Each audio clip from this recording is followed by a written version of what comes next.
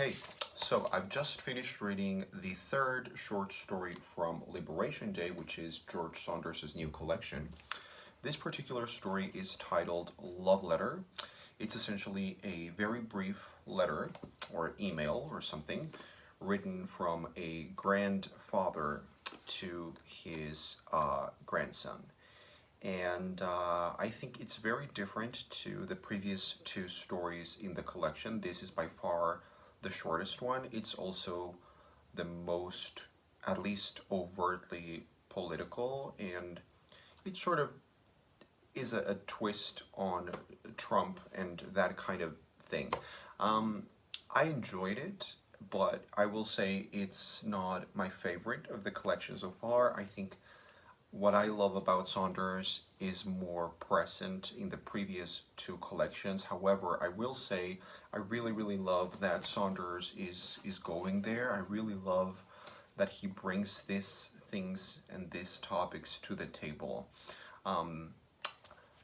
It made me think a little bit of his previous collection, 10th of December. There was a story in there that was called, I believe, Exhortation, which was, I think it was in the format of a memo or something like that. It was a very interesting format, and it just made me think of that, how George Saunders uses interesting format and interesting just a creative use of language to convey so much. And even though this is the shortest in the collection so far, Love Letter is a story that contains a lot. It's not really a story, although it is a story, and that will only become clear once you have read it yourself.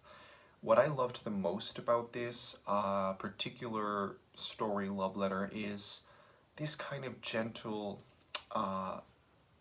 figure of the grandfather who is trying at the same time to both encourage his grandson to be brave, to be bold, to take action, to be a citizen who takes matters into his own hands in a way, but also at the same time he's constantly fighting with himself, and he's telling him, the grandson, just be calm, be sensitive, be sensible, just let it go, just don't fight, just, lay low.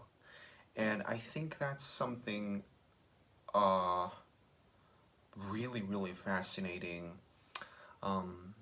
because again, as is the case with the previous stories and with everything that George Saunders has written, I think this story really shows the ambivalence of the human condition in our particular modern society.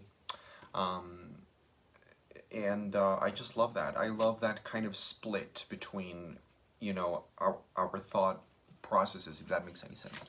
So that was Love Letter by George Saunders. Really enjoyed it. Maybe 4 out of 5 stars, because it's just a personal opinion. I would much rather read the other kinds of George Saunders stories, which are more wacky and more social and with more character interactions, but this was just a delight to read, and it certainly provides food for thought, and it will be very interesting upon further rereads.